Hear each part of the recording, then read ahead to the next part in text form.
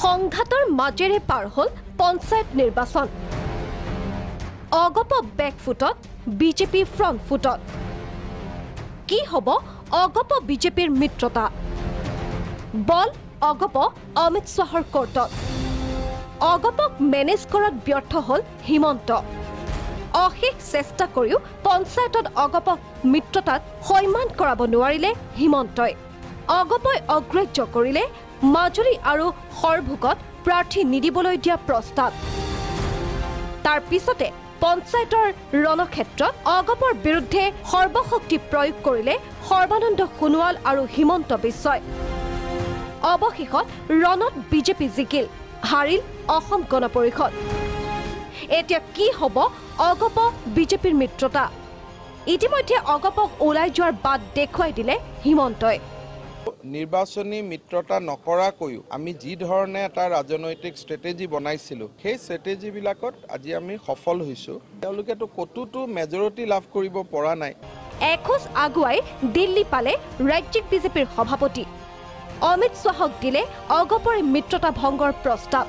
অগপক আৰু নিবিচাৰে ৰাজ্যিক বিজেপিয়ে মিত্ৰতাৰ যি পবিত্ৰতা সেই পবিত্ৰতাটো ৰাখিব পৰা নাই এই বিষয়ে আমি জনাম আমাৰ ৰাষ্ট্ৰীয় সমিতিক আৰু ইতিমধ্যে লিখিত আকাৰত আমি এক প্ৰতিবেদনো আমি আনিছোঁ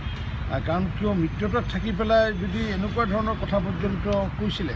যে ডক্টৰ হিমন্ত বিশ্ব শৰ্মা কিছুদিন পিছত জেললৈ যাবগৈ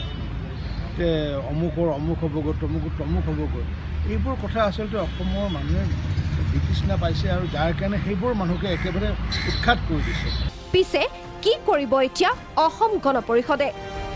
উত্তৰ দিবলৈ সময় নাই হতাশ অতুল বৰাৰ হাতত যাব লাগিছো অলপ দূৰা দূৰি হৈ আছে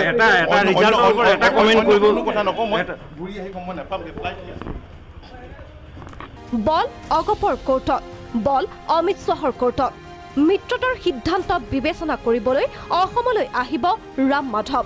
হয়তো পূৰ্বে মিত্ৰতাত আগভাগ লোৱা হিমন্তৰে আলোচনা কৰি ল'ব চূড়ান্ত সিদ্ধান্ত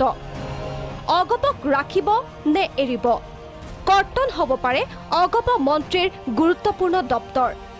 অগপক আৰু এবাৰ লঘু প্ৰতিপন্ন কৰিবলৈ ল'ব পাৰে এই পথ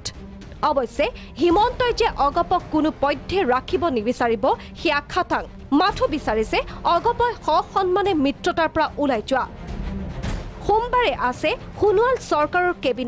কেবিনেটত অগপৰ 3 মন্ত্ৰী উপস্থিত থাকিব নে নাথাকে সেয়াও হ'ব লক্ষণীয় ভিডিঅ' জাৰ্নেলিষ্ট ৰিজুৰ সহযোগত ৰমেন কলিতাৰ ৰিপৰ্ট প্ৰাগ নিউজ